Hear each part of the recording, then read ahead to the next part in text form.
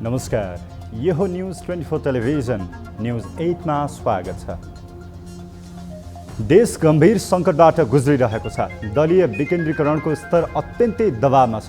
सत्ता र शक्तिको ध्रुवीकरण उच्च छ। नेताहरू आफ्नै पार्टीको सरकार कसरी बनाउने भन्ने ध्यानमा छन्। लोकतन्त्रमा सरकार बनाउन कसरत हुनु स्वाभाविक पनि हो, तर देशमा सङ्कट आएको बेला एकीकृत र एकताबद्ध पनि हुनुपर्ने आवश्यकता हुन्छ। यो संस्कार हाम्रो दलमा पछिल्लो समय खासै देखिने गरेको छैन। हमास समूहको आक्रमणपछि इजरायलमा सत्ता र विपक्षले युद्धको सामना गर्न भन्दै संयुक्त सरकारको पहल गर्ने निर्णय नै गरे। तर हाम्रो मुलुकमा भने देश पश्चागमनमा जान्छ भन्ने सङ्केत मिले पनि दलीय एकता हुने सम्भावना देखिन्न। सत्ताको लुछाचुडीमा रमाएका दलहरू किन यस्तो गर्छन् त्यो उनीहरू नै जानुन्। जीवनका आधा समय परिवर्तन र लोकतन्त्र भन्दै लडेका नेताहरूमा सत्ता प्राप्ति किन चरम बन्दैछ? सत्तामा के छ त्यस्तो र उनीहरू देशभन्दा पहिला सत्तालाई राख्छन्? विषय गम्भीर छ। राजावादी दल राष्ट्रिय प्रजातन्त्र पार्टीले चाडपर्व सकिए लगत्तै जनआन्दोलनको तयारी गर्ने उद्घोष गरेको छ। पूर्वराजा परिवर्तनले राम्रो गर्न नसकेको भन्दै दुखेसो पोख्दैछन्। हुन पनि देशमा यस्तै भइरहेको छ। सङ्घीयता छ, लोकतन्त्र छ, समावेशिता छ, समानुपातिकता छ, गणतान्त्रिक संविधान पनि छ, तर जनताको हातमा केही छैन। युवा शक्ति विदेशमा छ, चरम निराशा छ। यसलाई आशामा बदल्दै विदेश पलायन भएको युवा शक्तिलाई विश्वासमा लिन प्रयास गर्नुपर्ने दलहरू आपसी किचलोमा छन्। व्यवस्था नयाँ र उन्नत भए पनि शासकको इच्छाशक्ति र इमान्दारिता नभए मुलुक समस्यामा फस्नेछ। पछिल्लो समय नेपालका विभिन्न क्षेत्रमा भएका धार्मिक सामाजिक विद्वेषले पनि यसको प्रष्ट सङ्केत गरिसकेको छ। दल, नेता र राज्य सचेत बनुन्। परिवर्तनका लागि बगेको रगतमा सत्ताको पौडी नखेलियोस्। सचेततापूर्वक कदम नचाले देशका लागि बगेको रगतले उन्मत्त शासकलाई पनि बगाउनेछ। अब न्यूज 8 का हेडलाइन्स। सरकार विरुद्ध षड्यन्त्र भए पनि 5 वर्ष टिक्ने प्रधानमन्त्री प्रचण्डको विश्वास। जनयुद्धलाई स्थापित गराउने ध्याउन्न। सरकारको विकल्प खोजी जारी राख्ने शेखरको चाल। जनयुद्ध भनेर भनेको छैन र संविधानमा पनि लेखेको छैन जनयुद्ध। कम्बोडियाको टेलिकममा केपी ओलीको लगानी भएको आरोपपछि एमाले पंक्ति आक्रोशित। भ्रम फैलाएको आरोप। ओली र कम्बोडियन शासकको सम्बन्धले आशंका।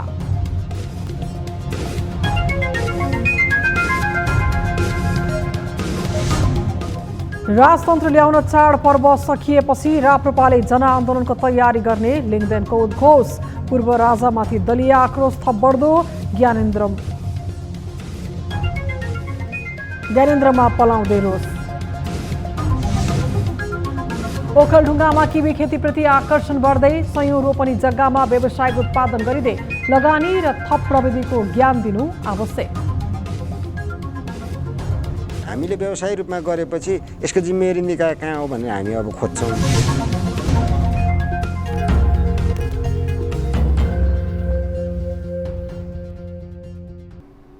हामी निरन्तर न्यूजमा छौँ। नेकपा माओवादी केन्द्रका अध्यक्ष समेत रहेका प्रधानमन्त्री पुष्पकमल दाहाल प्रचण्ड रुकुम पश्चिममा जनयुद्ध र सरकारबारे चिन्ता व्यक्त गरेर काठमाडौँ फर्किएका छन्। सरकारको स्थिरतामाथि अनेक प्रश्न उठिरहेका बेला प्रचण्डले भने जस्तै जनयुद्धमाथिको सहमति र सरकारको स्थिरता कायम होला। कांग्रेसमा इतर पक्षले यो विषयलाई कसरी हेरिरहेको छ? एक रिपोर्ट। माओवादी केन्द्रका अध्यक्ष समेत रहेका प्रधानमन्त्री पुष्पकमल दाहाल प्रचण्डले रुकुम पश्चिममा पुगेर सरकार विरुद्ध षड्यन्त्र भइरहेको भन्दै यसलाई परास्त पार्ने दावी गरे। यसअघि पनि सरकारको स्थिरताबारे विभिन्न प्रश्न उठिरहेको दावी गर्दै आएका प्रचण्डले आफू नेतृत्वको सरकार ढाल्न धेरै खाले षड्यन्त्र भइरहेको दावी गर्ने गरेका छन्। प्रमुख प्रतिपक्षको धर्म नै सरकार ढाल्ने हुन्छ, तर सत्ता पक्षकै नेताहरूबाट उनले यो चुनौती देखेपछि केही त्रसित हुनु स्वाभाविक पनि हुन सक्छ। कोशी सरकार निर्माणमा कांग्रेसका शेखर कोइरालाले खेलेको चालबाट झस्किएका प्रचण्ड र कांग्रेस सभापति शेरबहादुर देउवा शेखरलाई गठबन्धन विरुद्ध तलमाथि नगर्ने शर्तमा सहमति गराउन सफल भए। त्यसपछि कोसीको विषयका कारण केन्द्रीय सरकारमाथि कुनै समस्या नआउने शेखरले बताइरहेका छन्। कोसीको अहिलेको परिस्थितिले केन्द्रलाई केही असर गर्दैन। केन्द्रीय गठबन्धनमा कुनै समस्या नआउने दावी गरेका उनी सरकारबारे दशैंपछि थाहा हुने दावी पनि गर्छन्। विभिन्न दावी गरिरहने शेखर कोइरालाले माओवादी युद्धलाई जनयुद्ध मान्न तयार भएको भने देखिन्न। उनले जनयुद्ध भनेर संविधान वा कुनै दस्तावेजमा स्वीकार नगरिएको भन्दै जनयुद्धलाई सशस्त्र युद्ध भनिएको दावी गरिरहेका छन्। जनयुद्ध भनेर भनेको छैन र संविधानमा पनि लेखेको छैन जनयुद्ध। सशस्त्र द्वन्द्व भनेर लेखेको छ। शेखरले सत्ता उलटफेरमा गरेको प्रयासलाई नजिकबाट निहालिरहेका प्रचण्डले भने सत्तामाथि षड्यन्त्र भइरहेको भन्दै रुकुम पश्चिममा पुगेर दावा गरे। सरकार फेर्ने षड्यन्त्रलाई परास्त गर्दै भ्रष्टाचारका अन्य फाइल खोल्दै सुशासनको पक्षमा दृढतापूर्वक काम गर्ने उनको प्रतिबद्धता छ। रुकुम माओवादी केन्द्रको आधार इलाकाको रूपमा समेत चिनिने गर्छ। धेरैले युद्धमा ज्यान गुमाएका छन् भने थुप्रै बेपत्ता छन्। यही तथ्य बुझेका प्रचण्डले जनयुद्ध दिवस मनाउन सुरु गरिएको र टीआरसी विधेयक टुङ्गो लाग्ने बित्तिकै परिचय पत्र वितरण र घाइतेको समस्या समाधानमा जोड दिने जिकिर गरिदिए। सत्तामा कंग्रेसको इतर पक्षले खेलिरहेको खेललाई परास्त गर्ने ध्याउनमा रहेका प्रचण्डले देउबालाई कहिलेसम्म मनाउन सक्छन् त्यो बेलासम्म उनी सत्तामा रहन्छन् नै। यद्यपि शेखर पक्षले थालेको प्रयासले भने सत्ता जोखिम थप बलियो पार्दै लगेको छ। यो कुरा प्रचण्ड आफैले समेत पुष्टि गर्न थालेका छन्। न्यूज 24 टेलिभिजनका लागि राजनीतिक ब्युरो। नेकपा एमालेका अध्यक्ष केपी शर्मा ओलीले कम्बोडियाको टेलिकममा लगानी गरेको भन्दै आरोप लागेपछि एमाले पंक्ति आक्रोशित छ। कम्बोडियाको चुनाव पर्यवेक्षणदेखि त्यहाँका शासक हुन सेनसँग विशेष सम्बन्ध स्थापित गरेका ओलीमाथि लागेको आरोपमा कति सत्यता छ? किन गइरहन्छन् ओली कम्बोडिया? एक रिपोर्ट। केही समय पहिले एमाले अध्यक्ष केपी ओली कम्बोडियामा भएको निर्वाचनमा पर्यवेक्षकको रूपमा गए। त्यसअघि प्रधानमन्त्री हुँदा समेत कम्बोडिया भ्रमणमा निस्किएका ओली त्यहाँका शासक हुन सेनसँग विशेष सम्बन्ध राख्छन्। ओलीले पर्यवेक्षण गरेको कम्बोडियाको निर्वाचनमा हुन सेनको पार्टीले चर्को बहुमत प्राप्त गरेको थियो। त्यहाँ साना 17 पार्टी चुनावी प्रतिस्पर्धामा उत्रिए पनि शक्ति देखाउन सक्ने दलहरू प्रतिबन्धित रहेको बताइन्छ। नेपालमा दुई पटक गैर संवैधानिक संसद विघटन गरेका ओलीलाई कतिपयले हुन सेनसँग तुलना नगरेका पनि होइनन्। तर कम्बोडिया गइरहने ओलीमाथि त्यहाँको टेलिकममा लगानी रहेको भन्दै विवादित अभिव्यक्ति सार्वजनिक सञ्जालमा भाइरल बनेपछि भने यसबारे एमाले नेताहरूले आक्रोश व्यक्त गर्न सुरु गरेका छन्। विवादित मेडिकल व्यवसायी दुर्गा प्रसाईले ओलीले कम्बोडियाको टेलिकममा लगानी गरेको आरोप लगाएपछि यो विषय चर्चामा छ। तर त्योभन्दा पहिले नै भारतीय सञ्चार माध्यमले ओलीमाथि यस्तो आरोप लगाइसकेको छ। त्यसबेला तत्कालीन चिनिया राजदूत हो यान्सीसँग ओलीलाई जोडेर आपत्तिजनक शब्द र भाषामा भारतीय सञ्चार माध्यमले समाचार रिपोर्ट नै बनाएका थिए। त्यही बेला नै ओलीले कम्बोडियाको टेलिकममा लगानी गरेको आरोप लगाइएको थियो। त्यसपछि भारतीय सञ्चार माध्यमले माफी समेत मागेको विषय पनि एमाले नेताहरूले चर्चा गरिरहेका छन्। तर सामाजिक सञ्जालमा यो विषय विवादित बन्न थालेपछि एमाले महासचिव शङ्कर पोखरेलले कडा शब्दमा आपत्ति जनाएका छन्। राजावादीहरूले ओलीमाथि भ्रमको खेती गरिरहेको भन्दै आक्रोश पोखेका पोखरेलले यसबारे प्रष्टीकरण दिने प्रयास पनि गरेका छन्। यता सङ्खुवा सभाबाट प्रतिनिधि सभा सदस्यमा निर्वाचित राजेन्द्र गौतमले समेत आपत्ति जनाएका छन् भने एमाले उपाध्यक्ष विष्णु पौडेलले समेत आक्रोश व्यक्त गरिरहेका छन्। ओलीले यसबारे औपचारिक प्रतिक्रिया नदिए पनि एमाले नेताहरूले यसबारे चासो राखिरहेको देखिन्छ। यद्यपि ओलीले कम्बोडियाको टेलिकममा लगानी गरे नगरेको स्वतन्त्र पुष्टि भने हुन सकेको छैन। तानाशाही मुलुक भएकाले पनि यसबारे सहजै सूचना पाउने आधार त्यति बलियो छैन। यद्यपि ओली र हुन सेन बीचको मित्रताका कारण नै ओली कम्बोडिया आउजाउ गर्ने गरेको बताइन्छ। ओलीमाथि यस्तो आरोप लगाउने प्रसाई पछिल्लो समय एमालेको कारबाहीपछि राजावादी बनेका छन्। उनले ओलीको लगानी रहेको तथ्य सार्वजनिक नगर्दा पनि उनीमाथि इगो साधेको आरोप सहजै लाग्ने गरेको छ। पछिल्लो समय बैंक तथा वित्तीय संस्थाको ऋण समेत तिर्न छाडेका उनी विवादमा आइरहने पात्रमा समेत पर्छन्। न्यूज 24 टेलिभिजनका लागि राजनीतिक ब्युरो।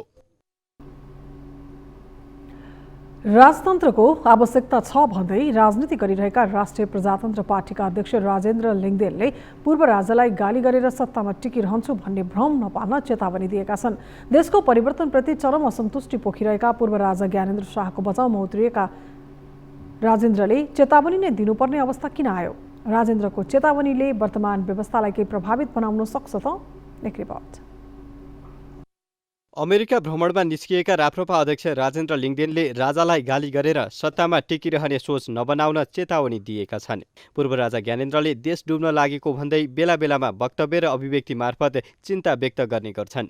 त्यसपछि दलका शीर्ष नेताहरूले नै उनीमाथि विभिन्न टिप्पणी गर्ने गरेका छन्। यस्ता टिप्पणी खपिरहेका समय लिङदेनको पार्टी भने राजा चाहिन्छ भन्ने मागका साथ राजनीतिमा छ।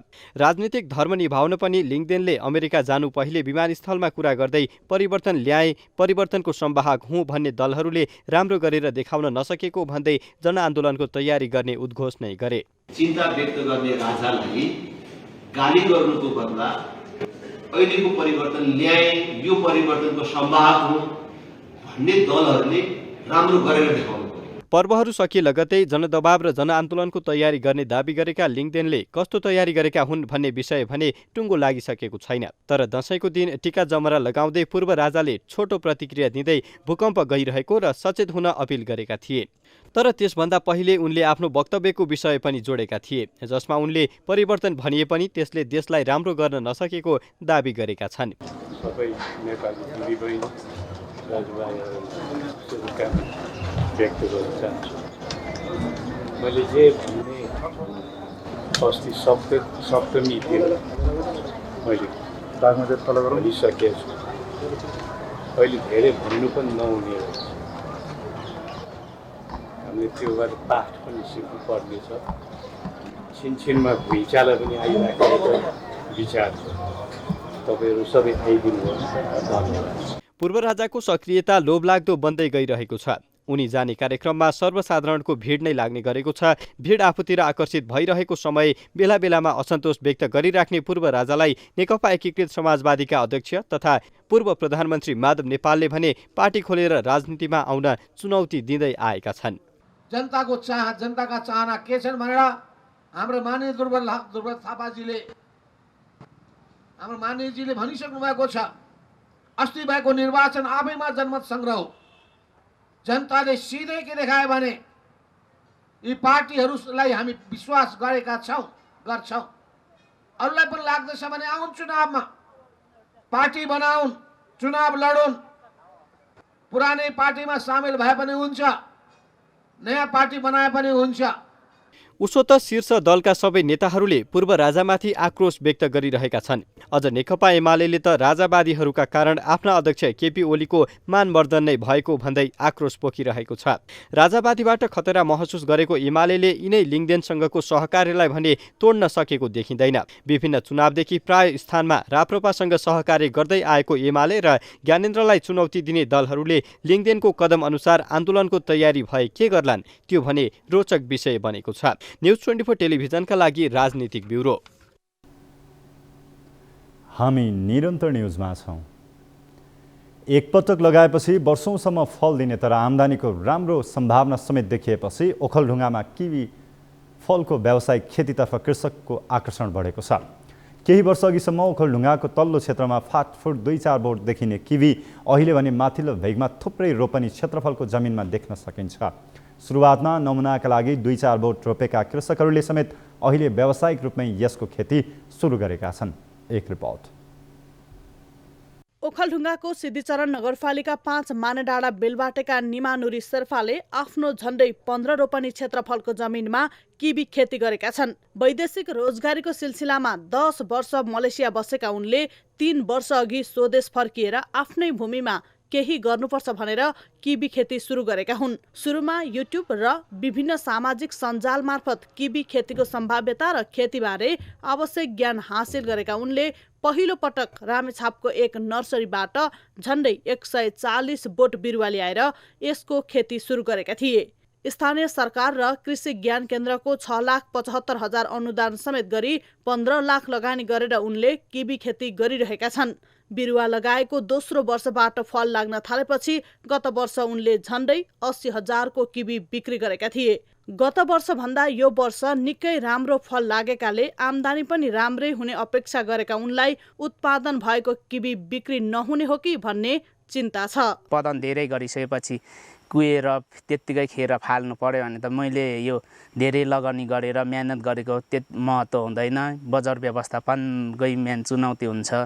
सरकारले पनि स्थानीय सरकारले यो उपलब्ध गरेको चाहिँ कहाँ स्टोर गरेर हुन्छ कि अरू जिल्लामा यो किबी नफल्ने ठाउँमा पुर्याइदिने व्यवस्था गरिदियो भने चाहिँ अति राम्रो हुन्छ जस्तो लाग्छ।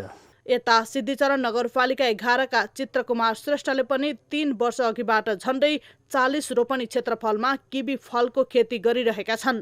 यसअघि मकै र आलु खेती गरिरहेका उनले सुरुमा काठमाडौँबाट 40 वटा बिरुवा ल्याएर खेती सुरु गरेका थिए। हाल उनले क्रमिक रूपमा 3 वर्षमा 400 भन्दा बढी किबीको बिरुवा रोपेका छन्।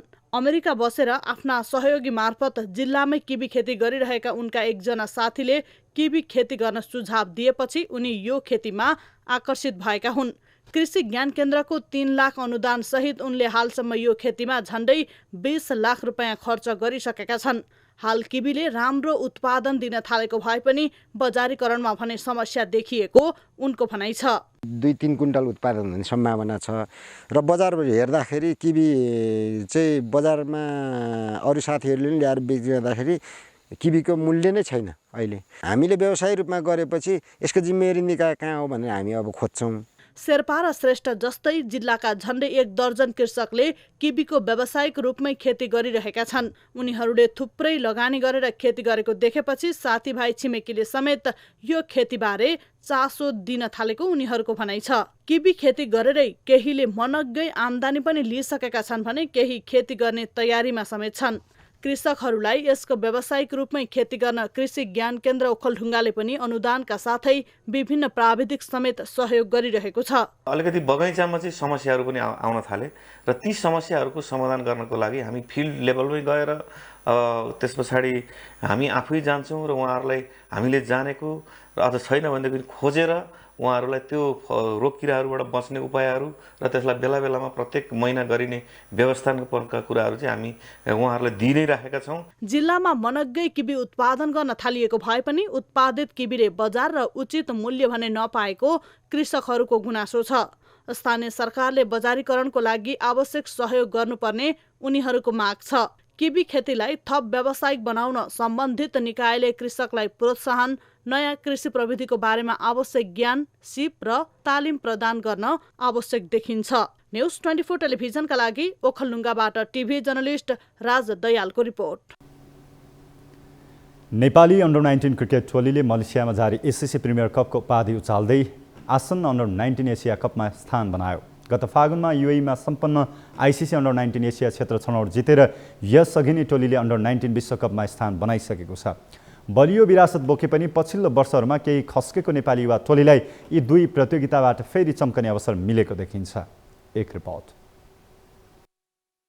मलेसियामा सम्पन्न एससीसी प्रिमियर कपको उपाधि जितेको नेपाली U19 क्रिकेट टोली बिहिबार स्वदेश फर्कियो। प्रतियोगितामा शानदार प्रदर्शन गर्दै 100% नतिजा निकालेको नेपाली टोलीले यो जितसँगै आगामी डिसेम्बरमा पाकिस्तानमा आयोजना हुने एससीसी एसिया कपमा स्थान बनाएको छ। नेपालसँगै युएई र जापानले पनि प्रिमियर कप मार्फत सो प्रतियोगितामा स्थान बनाएका छन्। बिहिबार बिहान नेपाल फर्केको युवा टोलीमा बेग्लै उत्साह देखिन्थ्यो। यसअघि गत फागुनमा युएईमा सम्पन्न आइसिसी U19 एसिया क्षेत्र छनौटको फाइनलमा युएईलाई नै हराएर विश्वकपमा स्थान बनाएको नेपाली टोली स्वदेश फर्कँदा पनि यही उत्साह देखिन्थ्यो। सन् 2024मा श्रीलङ्कामा आयोजना हुने U19 विश्वकपमा स्थान बनाएर नेपाल फर्केको सोही टोली हाल एसिया कपमा स्थान बनाएर नेपाल फर्कँदा प्रशिक्षक जगत टमाटा प्रफुल्लित छन्।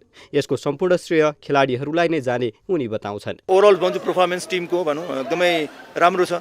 त्यसमा फाइनलमा पनि एउटा जस्ट ग्याम्बलिङ खेलेको थियौँ, त्यो पनि सक्सेस भयौँ होइन। त्यो एउटा एक्सपिरियन्स भनौँ, एउटा भनौँ अब यो सबै भनौँ न प्लेयरहरूले गरेको पर्फर्मेन्सलाई हेरेर टिम ओभरअल भनेको ओभरअल म यसको क्रेडिट टोटली चाहिँ प्लेयरलाई दिन्छु, किनभने उनीहरूले जुन एउटा पर्फर्मेन्स गरेको चाहिँ म भन्छु एकदमै सुपर छ त्यो चाहिँ। आगामी डिसेम्बरमा हुने एससीसी एसिया कपमा नेपालले टेस्ट मान्यता प्राप्त बलिया राष्ट्रको युवा टोलीसँग प्रतिस्पर्धा गर्ने अवसर पाएको छ।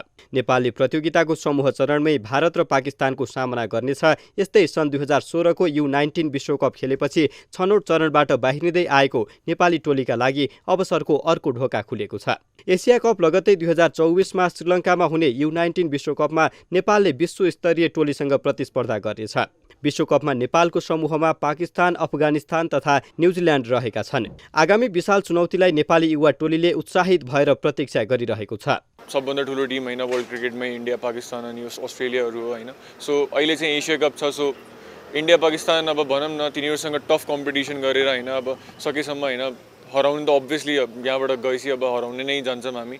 अनि मेन कुरा चाहिँ त्यहाँ गएर बेस्ट क्रिकेट खेल्ने हो अनि त्यो वर्ल्ड कपको लागि एउटा राम्रो प्रिपरेसन पनि हुन्छ। धेरै नै छु एक्साइटेड। अब इन्डिया पाकिस्तानसँग खेल्नु भनेको नट अ जोक होइन। अब त्यत्रो राम्रो ठुलो अपर्च्युनिटी छ, अब क्यापिटलाइज गर्ने र त्यस्तै गरी मेन्टालिटी र सबै त्यस्तै प्रिपरेसन त्यसरी नै गर्नेछ। कुनै समय U19 मा एसोसिएट तर्फ जबरजस्त पहिचान बनाएको नेपाली टोलीको प्रदर्शन सन् 2016 पछि खस्कँदो क्रममा रहेको थियो। सन् 2000 बाट लगातार विश्वकपमा स्थान बनाइरहेको नेपाली युवा टोलीले 2010 र 2014 को विश्वकपमा स्थान बनाउन सकेन। 2016 मा स्थान बनाएपछि ओह्रालो लागेको नेपालको यात्रा अब उकासिएको छ। अब हालको लयलाई कायम राख्दै आसन्न दुवै प्रतियोगितामा राम्रो प्रदर्शन गरेर फेरि एकपटक एसोसिएट तर्फ आफूलाई राजा बनाउने अवसर नेपाल सामु छ। न्युज 24 टेलिभिजनका लागि टिभी जर्नलिस्ट सुजन चालिसे, काठमाडौँ। न्युजहरू अझै बाँकी छन्। अब पालो ब्रेकको। अब न्युज 8 को अन्त्यमा पुनः हेडलाइन्स। सरकार विरुद्ध षड्यन्त्र भए पनि 5 वर्ष टिक्ने प्रधानमन्त्री प्रचण्डको विश्वास। जनयुद्धलाई स्थापित गराउने ध्याउन्न सरकारको विकल्प खोजी जारी राख्ने शेखरको चाल। जनयुद्ध भनेर भनेको छैन र संविधानमा पनि लेखेको छैन जनयुद्ध। कम्बोडियाको टेलिकममा केपी ओलीको लगानी भएको आरोपपछि एमाले पंक्ति आक्रोशित। भ्रम फैलाएको आरोप। ओली र कम्बोडियन शासकको सम्बन्धले आशंका।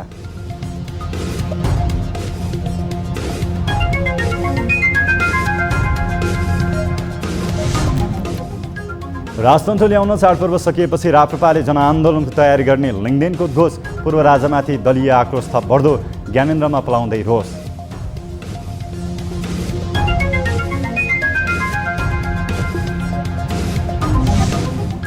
ओखलढुङ्गामा किवी खेतीप्रति आकर्षण बढ्दै। सयौं रोपनी जग्गामा व्यावसायिक उत्पादन गरिँदै लगानी र थप प्रविधिको ज्ञान दिनु आवश्यक। हामीले व्यवसाय रूपमा गरेपछि यसको जिम्मेवारी निकाय कहाँ हो भनेर हामी अब खोज्छौँ।